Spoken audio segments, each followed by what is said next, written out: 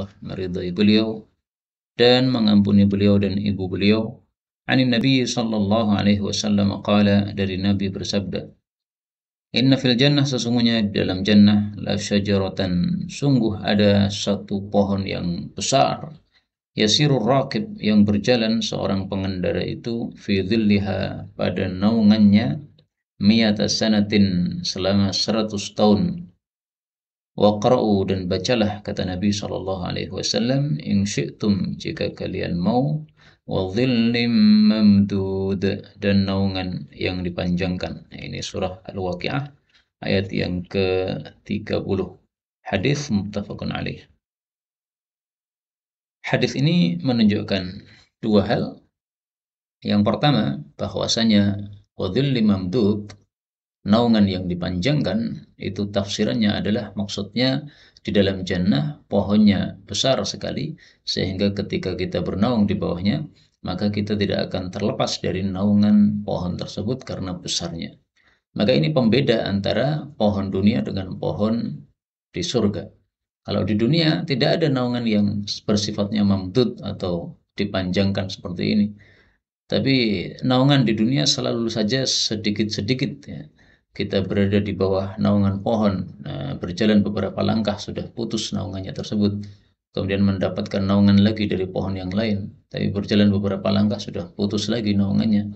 Tapi kalau di dalam jannah ini, karena besarnya pohon tersebut, sehingga naungannya senantiasa kita berada di bawahnya terus. Kemudian yang kedua, bahwa di dalam hadis ini menunjukkan di dalam jannah ada satu pohon yang besar, syajaratan. Tan ini tanwin menunjukkan bahwa ini adalah isim nakirah, dan kaidah bahasa Arabnya mengatakan at-tankir lit ta'zim, penggunaan isim nakirah untuk menunjukkan besar. Kayak ini syajarah, ini satu pohon yang besar. Pohon apa ini? Ini dalam hadis yang lain disebut sebagai pohon tuba. Rasul sallallahu alaihi wasallam bersabda, Tuba syajaratun fil jannah. Tuba adalah satu pohon di dalam jannah. Masirata mi'ata amin, yang sejauh perjalanan 100 tahun, yaitu di bawah naungannya tadi. Thiyabu ahlil jannah, pakaian-pakaian penghuni jannah, takhruju min akmamiha, itu semuanya keluar dari kelopak-kelopaknya pohon tersebut. Hadis riwayat Imam Ahmad, derajatnya hasan. Kemudian dalam hadis ini disebutkan yasirur raqib, seorang pengendara berjalan di bawah naungan pohon selama 100 tahun. Kata-kata 100 tahun ini bisa jadi betul-betul maksudnya adalah 100, bisa juga maksudnya adalah litakthir, untuk menunjukkan banyaknya atau lamanya.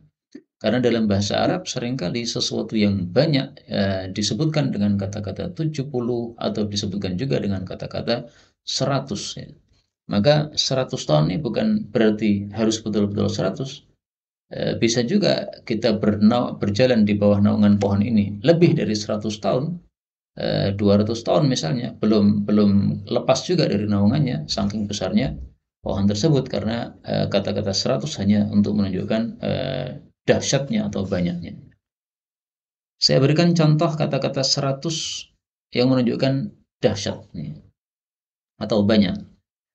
Satu hadis yang mengatakan, inna qadhfal muhsanah, sesungguhnya menuduh berzina seorang wanita yang baik, yang tidak berzina, la yahdimu, sungguh menghancurkan, amala mi'ati sanah, amalan 100 tahun. Nah, kata-kata 100 tahun ini sangat dohir dalam hadis ini. Maksudnya adalah untuk memperbanyak maksudnya litakfir, yaitu untuk mendahsyatkan atau membanyakkan hal tersebut. Karena biasanya manusia tidak sampai pada 100 tahun. Manusia biasanya usianya hanya 60 tahun atau 70 tahun, sebagaimana rata-rata usia umat Nabi sallallahu alaihi wasallam. Kemudian ar-raqib, seseorang yang mengendarai apa? Apakah mengendarai pesawat, ataukah mengendarai mobil, ataukah apa? Nah, kata-kata bahasa Arab raqib, pengendara, itu yang dimaksud adalah mengendarai onta, karena zaman dahulu orang-orang Arab mengendarai onta. Tapi kita temukan hadis ini dijelaskan oleh Nabi Shallallahu Alaihi Wasallam dengan kalimat yang lebih jelas. Inna fil jannati la syajarah. Sesungguhnya di dalam jannah sungguh ada pohon. Yasirur raqib al-jawad al-mudmar sari. Yang seorang pengendara itu berjalan, yang dia menunggangi al-jawad, kuda yang sangat cepat, al-mudmar, kuda yang sudah terlatih, as-sari yang sangat cepat jalannya, fi dhilliha, di bawah naungannya, mi'ata amin, selama 100 tahun, ma yaqta'uha, itu pun belum memutusnya, maksudnya masih berada di bawah naungan pohon tersebut, belum lepas darinya. Nah, maka raqib di sini tidak seperti biasanya. Raqib itu biasanya mengendarai onta karena onta adalah tunggangan yang paling kuat dan biasanya itulah yang dipakai oleh orang-orang Arab pada masa dahulu. Tapi ini malah disebutkan oleh Nabi meskipun yang ditunggangi adalah kuda yang sangat cepat sekali. Itu pun 100 tahun belum bisa lepas dari naungannya pohon ini. Kita hanya bisa berdoa kepada Allah Subhanahu wa taala. Mudah-mudahan semua kita termasuk orang-orang yang diberi oleh Allah Subhanahu wa taala kesempatan untuk bertemu dengan pohon ini, masuk ke dalam jannah tanpa hisab, tanpa azab. Amin ya rabbal alamin. Kita lanjutkan hadis yang ke-22, al-hadits tsani wal 20 an Syahr bin Hausyab. Dari Syahr bin Hausyab, ini seorang perawi dhaif, sehingga di sini sengaja ditampilkan untuk menunjukkan kedhaifan hadis ini. An Abi Hurairah, dia meriwayatkan dari Abu Hurairah radhiyallahu anhu qala Rasulullah sallallahu alaihi wasallam, inna rajul, sesungguhnya seseorang, la ya'malu, sungguh beramal, bi amali ahli khair, dengan amalan ahli kebaikan, sab'ina sanah, selama 70 tahun. Fa idza awsa, maka apabila dia berwasiat, hafa, dia menyimpang, fi wasiyati, di dalam wasiatnya, fayukhtamu lahu, maka ditutup baginya, yaitu kehidupannya, bi syarri amalih, dengan amalnya yang buruk, yaitu wasiat yang menyimpang tadi. Fayadkhulun nar, maka dia pun masuk ke dalam neraka. Wa innar rajul, sebaliknya sesungguhnya seseorang, la ya'malu bi amali ahli syarr, sungguh beramal dengan amalnya ahli keburukan, sab'ina sanah, selama 70 tahun, fayadilu fi wasiyatih, lalu dia adil di dalam wasiatnya, fayukhtamu lahu, lalu ditutup baginya, bi khairi amali, dengan amal terbaiknya, yaitu wasiat yang baik tadi, fayadkhulul jannah, maka dia pun masuk ke dalam jannah. Qala Abu Hurairah, kemudian Abu Hurairah mengatakan, waqra'u in syi'tum, bacalah jika kalian menghendaki, kalam Allah Ta'ala, tilka hududullah, itu adalah batasan-batasan Allah. Itu maksudnya adalah ayat-ayat warisan yang sudah disebutkan pada ayat-ayat sebelumnya, yaitu pada surah An-Nisa ayat 13, maka ayat warisan itu 2 ayat sebelumnya. Ila qawlihi, sampai kepada kalam Allah Ta'ala, adzabum muhin, siksaan yang menghinakan, yaitu neraka. Rawahu Ibnu Majah, hadis diriwayatkan oleh Ibnu Majah, wa syahrun dha'ifun. Tetapi Syahr bin Hausyab, perawi hadis ini adalah perawi yang dhaif. Kaum muslimin rahimani wa rahimakumullah. Memang hadis ini derajatnya dhaif secara sanadnya, tetapi secara maknanya sahih berdasarkan hadis-hadis umum yang lain. Misalnya sabda Nabi Shallallahu Alaihi Wasallam yang diriwayatkan oleh Al-Imam Al-Bukhari, innamal amal bil khawatim. Rasulullah Shallallahu Alaihi Wasallam bersabda, innal abda la ya'malu amala ahli nar. Sesungguhnya seorang hamba beramal dengan amalan ahli neraka, wa innahu min ahli jannah, tapi dia ditetapkan sebagai ahli jannah. Maksudnya tadi ya, amalnya buruk terus, tapi sebelum mati kemudian dia tobat memperbaiki diri. Wa ya'malu amala ahli jannah, wa innahu min ahli nar. Ada juga yang beramal dengan amalan ahli jannah, tapi dia termasuk ahli neraka karena ditutup dengan amal yang buruk. Maka Nabi mengatakan, wa innamal a'malu bil khawatim, dan tiada lain amalan-amalan itu tergantung penutup-penutupnya. Artinya amalan terakhirnya itu yang dihitung oleh Allah Subhanahu wa taala. Maka seseorang selama hidupnya 70 tahun misalnya berbuat baik, tapi ternyata ditutup dengan misalnya murtad, na'udzubillahi min syarri dzalik, maka dia ahli neraka, kekal dalam neraka. Adapun kalau ditutup dengan selain kemurtadan, tetapi dosa-dosa atau maksiat-maksiat yang tidak menyebabkan kafir, maka maksudnya dia masuk neraka, itu maksudnya adalah masuk neraka disiksa dulu, bukan berarti kekal di neraka. Tapi dia tetap akan keluar dari neraka karena dia sebagai seorang yang muslim. Demikian juga di sini ya. Ini seseorang beramal baik selama 70 tahun. 70 tahun maksudnya ya seumur hidupnya. Karena rata-rata manusia umat Nabi usianya 60 sampai 70 tahun.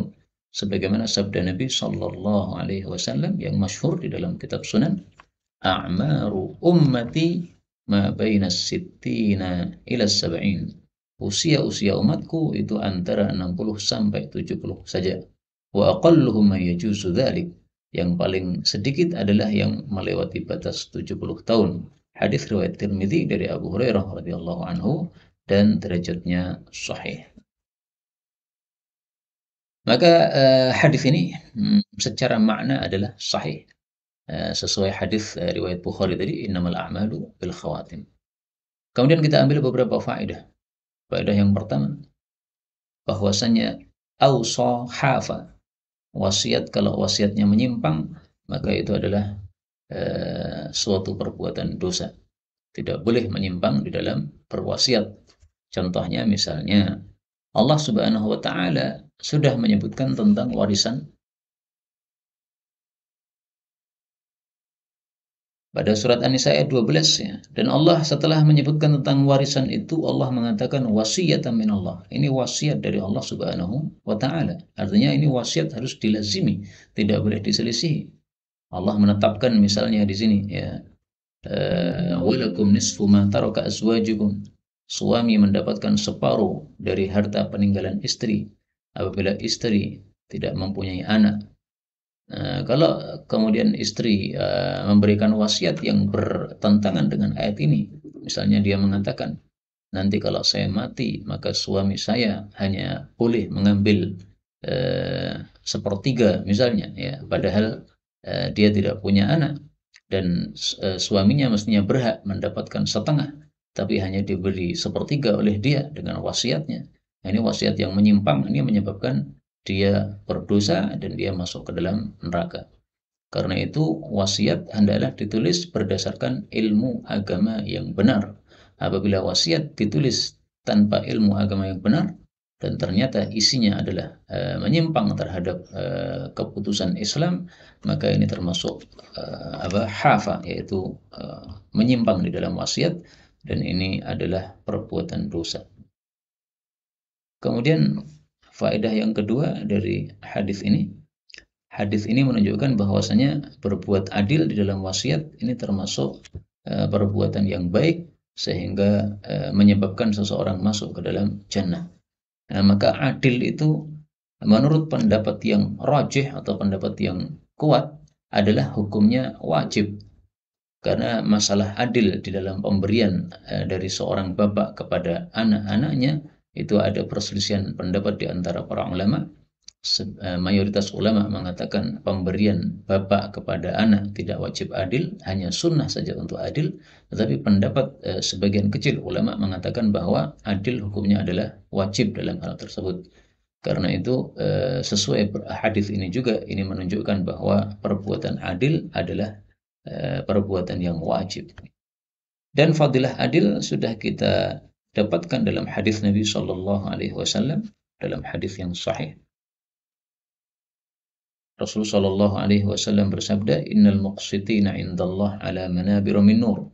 Orang-orang yang adil di hadapan Allah nanti pada hari kiamat pada mimbar-mimbar yang bersinar, an yaminir rahman, di kanan ar-Rahman.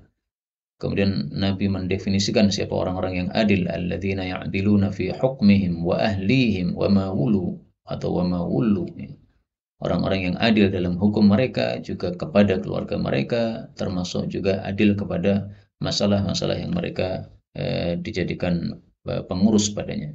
Hadis riwayat Muslim sahih. Kita lanjutkan hadis berikutnya, al-haditsus tsalits wal 'ishrun, hadis yang ke-23. Wa an Abi Sa'id al-Khudri radhiyallahu anhu qala Rasulullah sallallahu alaihi wasallam fi hadits syafa'ah, dalam hadis tentang syafaat at-tawil yang hadisnya itu panjang tapi di sini diringkas, yang berkaitan dengan bab saja. Tsumma yaquluna, kemudian orang-orang mengatakan, ini orang-orang beriman yang mengatakan kepada Allah, Rabbana wahai Rabb kami, lam nadhar fiha, tidaklah kami meninggalkan pada neraka, mimman amartana, dari orang-orang yang engkau suruh kami, ahadan, seorang pun.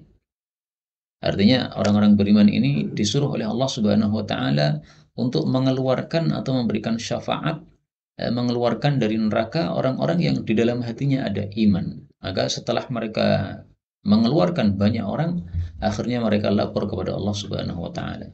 Semua orang beriman yang memenuhi syarat untuk mendapatkan syafaat sudah kami keluarkan, sudah tidak ada sisa lagi.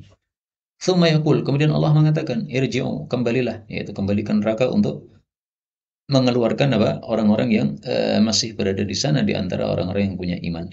Faman wajadtum, maka siapapun yang kalian dapati fi qalbihi, dalam hatinya, mithqala dzarratin, seberat dzarrah, min khairin, dari kebaikan, yaitu iman, fa akhrijuh, maka keluarkanlah dia.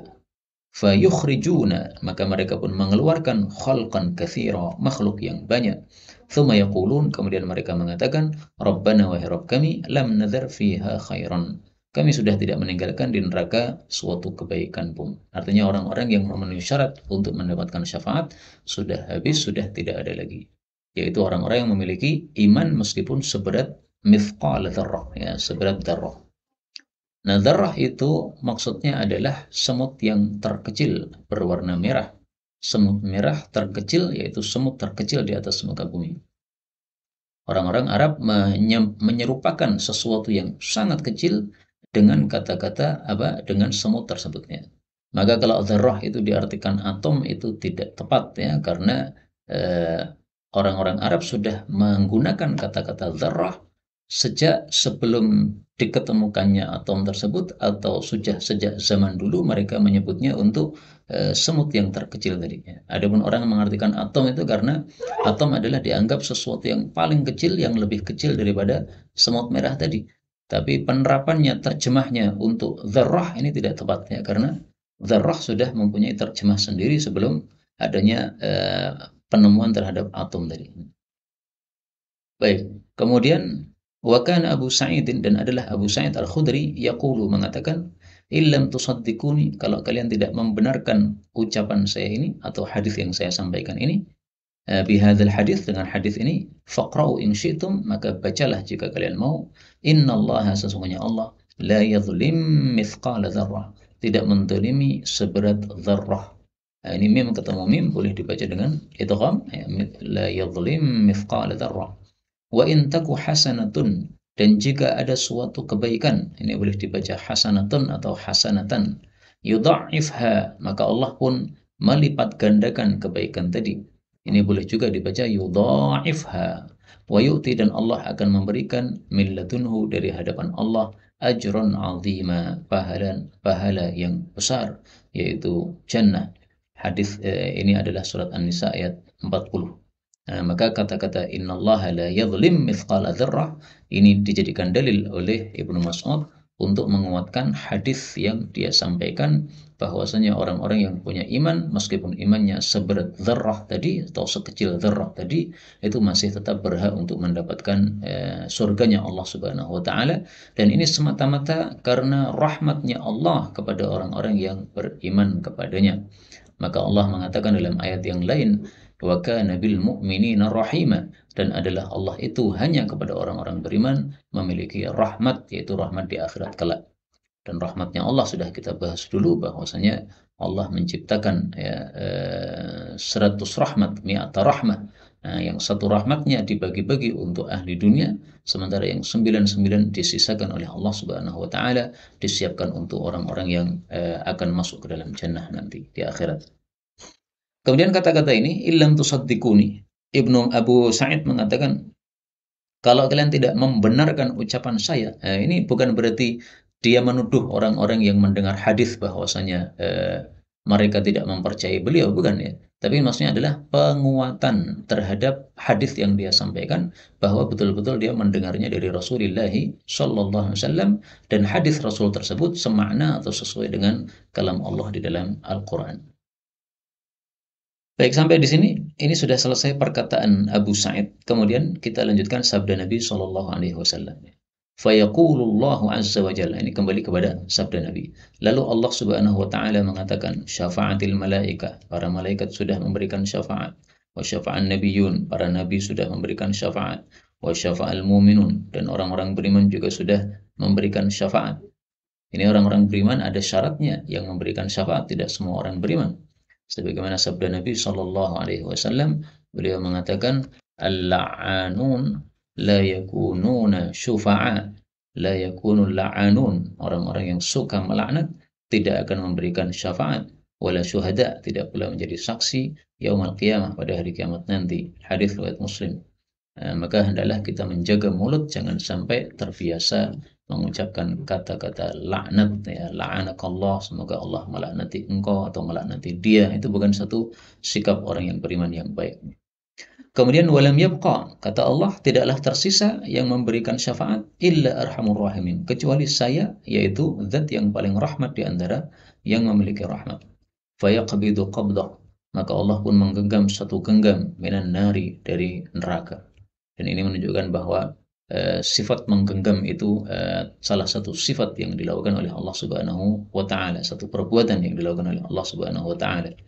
Fayukhriju minha, lalu Allah mengeluarkan dari neraka qauman, suatu kaum, lam ya'malu khairan qattu, yang mereka belum beramal satu kebaikan pun sama sekali. Qad adu, mereka telah menjadi humaman, arang, kosong, ya. Ini maksudnya mereka belum beramal sama sekali, tetapi masih punya iman di dalam hatinya. Lah terus bedanya dengan orang-orang yang tadi dikeluarkan mendapatkan syafaat tadi, menurut para ulama, orang-orang yang sebelumnya tadi adalah orang-orang yang di dalam hatinya ada iman, tapi ada tambahan sedikit, ya, di atas iman tadi, kebaikan-kebaikan yang mereka sudah lakukan. Namanya manusia, kita bisa melihat diri kita sendiri, ya. Seberapapun keburukan kita, tapi masih ada kebaikan-kebaikan yang kita lakukan. Ada orang, ya, misalnya dia terkenal orang yang buruk, tapi ternyata kita lihat ketika ada orang tua jatuh, kemudian dia melihatnya, ternyata dia membantu juga. Nah, itu ada suatu kebaikan, ya. Membantu orang lain, ighwasatul lahfan, membantu orang yang membutuhkan bantuan, ini termasuk satu kebaikan yang akan dinilai oleh Allah Subhanahu wa taala. Nah, maka yang dimaksud di sini, kaum yang mereka tidak beramal satu kebaikan sama sekali, artinya dia tidak punya amalan sama sekali yang baik, dia hanya punya satu saja, yaitu mujarrad iman. Dalam hatinya ada keimanan. Tentu saja keimanan dalam hati itu tidak mengetahuinya selain daripada Allah Subhanahu wa taala. Demikian dijelaskan oleh para ulama untuk menggabungkan hadis ini dengan hadis-hadis yang lain.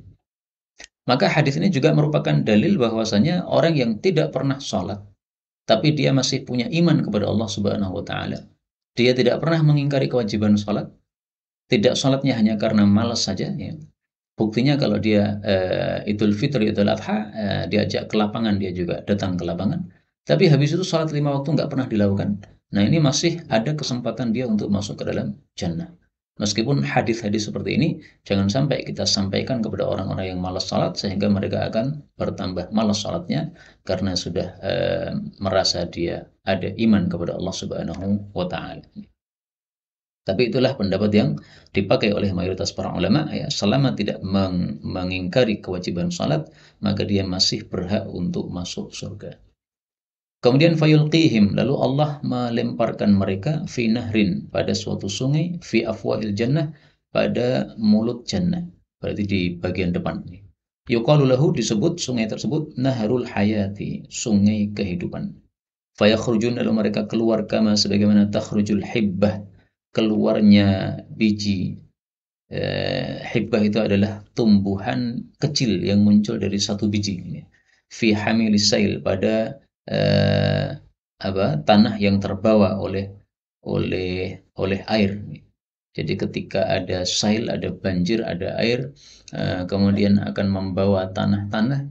Nah, kalau di situ ada biji yang terseret juga oleh tanah tadi, kemudian minggir ke tepi, maka nanti akan segera muncul. Para ulama mengatakan munculnya tidak akan lama, 1 hari 1 malam itu akan langsung tumbuh tumbuhan tersebut. Dan ini maksudnya diserupakan oleh Nabi SAW betapa cepatnya mereka tumbuh pada setelah mati, begitu dimasukkan ke dalam sungai kehidupan, maka langsung muncul, langsung bisa hidup lagi, langsung bangkit setelah dari kematian mereka di dalam neraka tadi. Ala tarawunaha, bukankah kalian melihatnya, takunu ilal hajar, dia itu menjadi ke batu, au ila syajar, atau kepada pohon. Jadi maksudnya terseret oleh arus air tadi, kemudian nempel ke batu, ke tepi ya, atau ke pohon. Ma yakunu ila syamsi, apa yang dia itu menghadap ke matahari, usaifir, menjadi kuning warnanya, wa ukhaydir, atau hijau. Wa ma yakunu minha ila dhilli, dan apa yang ada darinya menghadap ke naungan, yakunu abyad, maka itu warnanya menjadi putih. Ini penyerupaan Nabi, tumbuhnya mereka dengan biji yang terseret pada tanaman yang muncul setelah biji terseret pada air-air tadi. Faqalu, lalu mereka mengatakan, ya Rasulullah, wahai Rasulullah, ka'annaka, seolah-olah engkau itu kunta, adalah engkau tar'a, menggembala kambing, bil badiyah, di badiyah, yaitu di tempat-tempat orang menggembala kambing di pedesaan. Qala, beliau mengatakan, fayakhrujun, maka mereka pun keluar, kalulu, seperti mutiara. Ini maksudnya diserupakan putihnya mereka dan jernihnya mereka, padahal tadi sudah gosong hitam. Fi riqabihim, pada tengkuk-tengkuk mereka, al-khawatim, ada stempel-stempel. Ini maksudnya stempel ini adalah ya perhiasan, baik itu dari emas maupun yang lainnya, yang merupakan satu tanda yang diberikan oleh Allah Subhanahu wa taala kepada mereka, sehingga dengan tanda itu ketika mereka masuk jannah, maka ahli jannah pada mengetahuinya, ya. Oh, ini adalah jahannamiyun, orang-orang yang sudah selesai dari siksanya di neraka jahanam kemudian masuk surga, gitu. Maka Nabi mengatakan, ya'rifuhum, mengenali mereka ahlul jannah, penghuni jannah, yaitu dengan tanda tadi. Haula'i, mereka adalah utaqaullah, orang-orang yang dimerdekakan oleh Allah, yaitu dari neraka.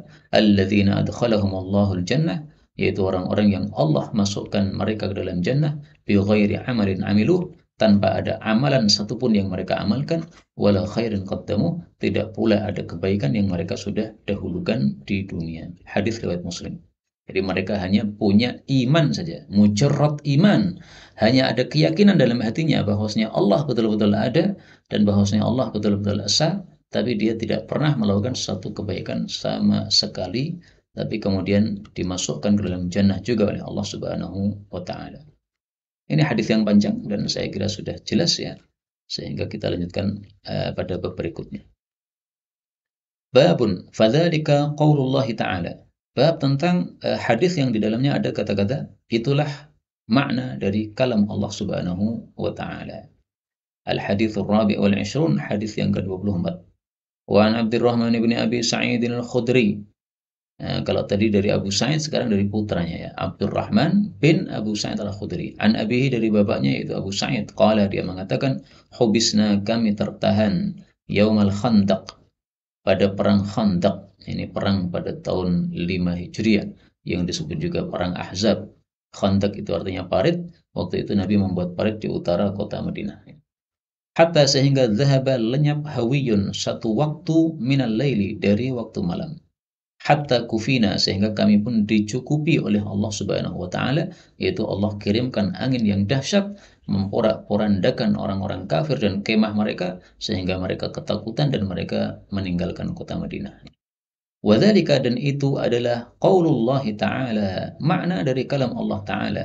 Wa kafallahul mu'minina al-qital. Wa kafallah, dan Allah memberikan kecukupan, al-mu'minin, kepada orang-orang beriman, al-qital, dari peperangan tersebut. Nah, yang dimaksud qital di sini adalah peperangan pada perang Khandaq tahun 5 Hijriah. Dan yang dimaksud kafallah, Allah memberikan kecukupan, yaitu dengan mengirimkan angin yang memporak-porandakan kemah-kemah mereka. Rasulullah Shallallahu Alaihi Wasallam bersabda dalam hadis yang lain, nusirtu bis saba, aku ditolong oleh Allah dengan angin saba. Wa uhlikat adun bid dabur, dan telah dibinasakan kaum Ad itu dengan angin dabur. Hadis riwayat muttafaqun alaih, Bukhari Muslim. Angin ada 4 macam, ya. Kalau dia itu dari arah timur maka disebut angin saba. Kalau dia dari arah barat disebut angin dabur. Kalau dari arah selatan disebut angin janub. Kalau dari arah utara disebut angin syamal. Nah, ini angin-angin punya nama masing-masing di kalangan bangsa Arab, dan itulah angin yang digunakan oleh Allah untuk membasmi orang-orang kafir tadi. Kemudian Allah mengatakan wa kana Allah, dan adalah Allah itu qawiyan maha kuat, azizan maha gagah atau maha mulia.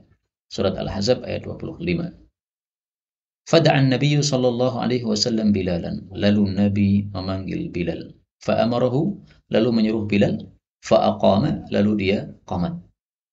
Jadi kasusnya ini Rasul sallallahu alaihi wasallam sehari penuh tidak sempat sholat, sehingga beliau menjamak salat-salat yang terlewat itu pada waktu malam hari.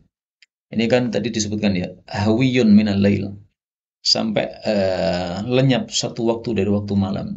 Jadi salatnya pada waktu malam tersebut. Salat apa saja? Fa shallat dhuhra, beliau melakukan salat zuhur. Fa ahsana, membaguskan salatnya, kama kana yusalliha fi waqtiha, sebagaimana biasanya beliau melakukan salat zuhur pada waktunya biasanya. Artinya tidak diringkas oleh Nabi sallallahu alaihi wasallam. Salat zuhurnya tetap 4 rakaat, kemudian bacaannya tetap sedang-sedang atau tidak terlalu cepat-cepat ya sebagaimana biasanya. Ini dilakukan di malam hari ya, di malam hari mungkin setelah Isya ya, mungkin jam 8 atau jam 9. Intinya setelah musuh-musuh ini pergi, nah baru Nabi sempat melakukan sholat zuhur karena sibuknya melakukan peperangan perang Khandaq tadi. Thumma amarahu, kemudian memerintah Bilal lagi, fa aqama al-asra, dia qamati salat asar, fa shallaha, lalu beliau salat asar. Thumma amarahu, kemudian Nabi perintah Bilal, fa aqama al-maghrib, lalu mengqamati salat maghrib, fa shallaha, dia salat maghrib. Thumma amarahu fa aqama al-isya, lalu memerintahkan Bilal lagi mengqamati salat isya, fa shallaha, lalu beliau melakukan salat isya. Ini menunjukkan bahwasanya salat-salat yang terlewat tetap masih wajib untuk dilakukan ya. Kaidahnya mengatakan bahwasanya al-qada'u yahki al-ada. Qada itu hukumnya sama dengan ada. Ada itu pelaksanaan suatu amalan pada waktunya yang semestinya. Kalau adanya adalah wajib, maka qadanya adalah wajib. Nah, di sini tadi yang disebutkan salat duhur ini wajib, salat asar wajib, maghrib wajib, isya wajib ya. Nah, maka mengqadanya setelah terlewat waktunya juga hukumnya adalah wajib. Tapi kalau yang terlewat itu adalah amalan-amalan sunnah, maka mengqadanya pun juga hukumnya adalah sunnah. Kemudian urutan ini zuhur, asar, maghrib, isya, ini menurut sebagian ulama adalah wajib tetap urut, tidak boleh dibolak-balik. Tapi menurut madhab Syafi'i, sesuatu yang sudah qadha itu hukum tartibnya atau hukum urutnya tidak wajib. Maka dalam madhab Syafi'i boleh misalnya kita mampir ke suatu masjid, di situ sudah dikumandangkan qamat untuk salat isya, dan kita musafir, kita belum salat maghrib. Maka dalam madhab Syafi'i boleh kita salat isya dulu ya. Setelah salat isya baru kemudian kita salat maghrib nih. Jadi urutannya sudah tidak wajib. Kenapa? Karena jamaknya jamak takdim, jamaknya jamak takhir ya. Menjamak salatnya adalah diakhirkan, maka urutannya tidak wajib urut. Tapi kalau bisa urut sajalah sebagaimana yang dilakukan oleh Rasul sallallahu alaihi wasallam. Kemudian wadzalika qabla an yanzil, dan kejadian itu sebelum turunnya ayat fa in khiftum farijalan aw rukbana. Kalau kalian dalam kondisi takut, maksudnya kondisi perang, farijalan maka salat dengan berjalan kaki, aw rukbanan atau dengan mengendarai kendaraan. Ini adalah surat Al-Baqarah ayat 239 yang berbicara tentang salat khauf ya. Jadi kejadian perang Khandaq, kenapa salatnya diakhirkan? Itu karena belum ada syariat salat khauf, yaitu salat ketika kondisi perang. Nah, setelah adanya salat khauf, maka mayoritas para ulama mengatakan bahwasanya mengakhirkan salat dengan sebab perang tersebut sudah mansukh hukumnya, sudah tidak boleh lagi. Harus salat tetap dilakukan pada waktunya masing-masing karena Allah mengatakan innas salata kanat 'alal mu'minina kitaban mawquta. Menyelisih mereka sebagian ulama yang berpendapat bahwa tetap boleh mengakhirkan salat apabila memang ada suatu udzur atau suatu sebab, misalnya kondisi perang yang sangat dahsyat ini. Dan itu tampaknya pendapat yang dipilih oleh Imam Bukhari karena beliau menampilkan kondisi perang Tustar yang dialami oleh Anas bin Malik waktu itu dipimpin oleh Abu Musa al-Ash'ari. Kemudian salat subuhnya mereka terlewat sampai akhirnya mereka salat subuhnya setelah terbitnya matahari. Jadi mereka mengakhirkan salat subuhnya gara-gara kondisi perang yang sangat dahsyat yang mereka mengepung Tustar tersebut. Maka kata Imam Ibnu Katsir dalam kitab tafsirnya, kalau seseorang berpendapat sesuai dengan hadisnya Anas bin Malik tadi yang diriwayatkan oleh Bukhari tadi, ya tidak ada masalah. Karena itu dilakukan oleh para sahabat Nabi SAW tanpa adanya pengingkaran. Itu terjadinya di masa Sayyidina Umar, dan Sayyidina Umar tidak ada riwayat sama sekali bahwa dia mengingkari perbuatan Abu Musa dan sahabat-sahabatnya tersebut. Tapi kalau bisa sesuai dengan ayat ini, fa in khiftum farijalan aw rukbana, ya lebih baik lagi. Hadis ini diriwayatkan oleh Darimi dengan sanad yang sahih. Penutup, kita baca satu hadis lagi, al-haditsul khamis wal 20, hadis 25. Ruwiya diriwayatkan, ini berarti hadisnya dhaif ya. Kalau di kitab belum ada ditambahi sendiri. An Jabir bin Abdullah radhiyallahu anhu qala qala Rasulullah sallallahu alaihi wasallam, baina ketika ahlul jannah, penghuni jannah, fi na'imihim, di dalam nikmat-nikmat mereka, idh tiba-tiba sata'a, muncullah lahum kepada mereka nurun, satu sinar. Farafa'u, maka mereka pun mengangkat ru'usahum, kepala-kepala mereka. Jadi sata'a itu sinar muncul yang naik ya, sinarnya naik ke atas. Fa'idha, maka tiba-tiba ar-rabbu, Rabb yaitu Allah subhanahu wa ta'ala, qad asyrafa alaihim, sungguh telah melihat terhadap mereka, min fawqihim, dari atas mereka. Jadi ini dalil bahwasanya Allah akan terlihat di akhirat kelak. Meskipun hadis ini memang dhaif, tetapi maknanya dalam kalimat ini adalah sahih berdasarkan ayat-ayat yang sudah kita bahas ya. Wujuhu yawma idzin nadhirah, nadhirah ila rabbiha nadhirah. Demikian juga kalla innahum an rabbihim yawma idzin lamahjubun pada pertemuan-pertemuan sebelumnya. Faqala, lalu Allah mengucapkan Assalamualaikum, mudah-mudahan keselamatan atas kalian, ya ahlal jannah, wahai penghuni jannah. Ini juga maknanya sahih. Dalilnya apa?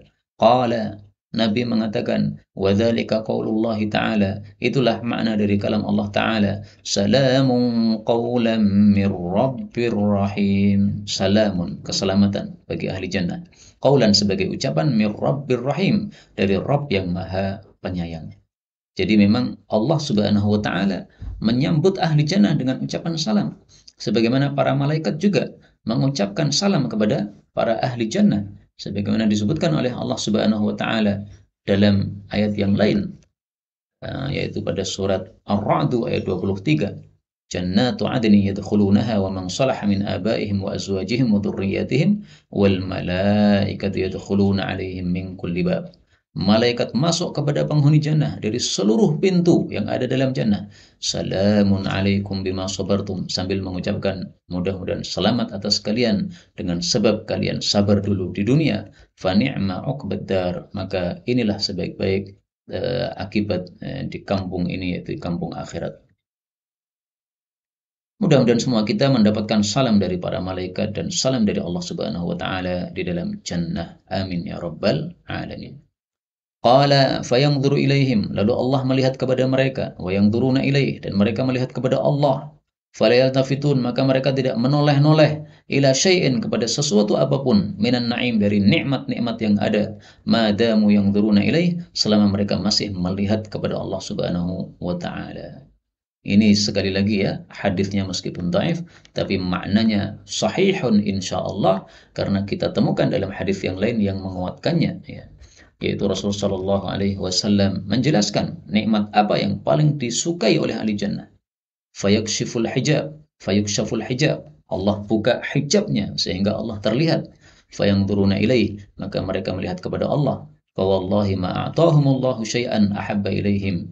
Maka demi Allah, Allah tidak memberikan kepada mereka sesuatu yang lebih mereka sukai daripada melihat kepada Allah Subhanahu wa taala. Jadi nikmat dalam jannah yang paling disukai ahli jannah adalah melihat Allah. Maka kalau dalam hadis tadi disebutkan mereka tidak menoleh kepada nikmat-nikmat yang lain selama masih melihat Allah, ini sesuatu yang masuk akal ya, karena itulah nikmat Allah yang paling besar, melihat Allah Subhanahu wa taala, dan hadis tersebut diriwayatkan oleh Ibnu Majah, derajatnya sahih. Maka itu menguatkan hadis ini. Kemudian hatta yahtajiba anhum, sampai Allah pun menghijab diri dari mereka, yaitu tidak menampakkan diri lagi kepada mereka. wa yabqa dan tersisalah nuruhu sinarnya Allah Subhanahu wa taala wa barakatuhu dan berkahnya Allah alaihim kepada mereka fi diyarihim pada rumah-rumah mereka yaitu di dalam jannah. Hadis diriwayatkan oleh Ibnu Majah dan Imam Suyuti mengatakan dalam kitab Misbahus Zujajah bahwa di dalam sanadnya ada rawi bernama Abdullah bin Ubaidillah Abu Asim Al-Ibadani. Dia adalah seorang mungkarul hadis, yaitu termasuk hadis yang dhaifnya dahsyat nih. Tapi sekali lagi tadi maknanya sahih, maka hadis-hadis seperti ini bisa kita sebut dhaifu al-mabna sahihu al-ma'na. Dhaif mabnanya atau sanadnya tetapi sahih maknanya karena sesuai dengan dalil-dalil sahih yang lain. Inilah yang dapat kita pelajari benarnya dari Allah Ta'ala. Kalaupun ada salahnya, fa'astaghfirullahaladzim li walakum. Dan kita tutup majelis ini dengan berdoa meminta kepada Allah Subhanahu wa taala, Allahumma adkhilna al-jannah, Allahumma adkhilna al-jannah, Allahumma adkhilna al-jannata bila hisabin wala sabiqati adzabin. Amin ya rabbal alamin. Walhamdulillahi rabbil alamin.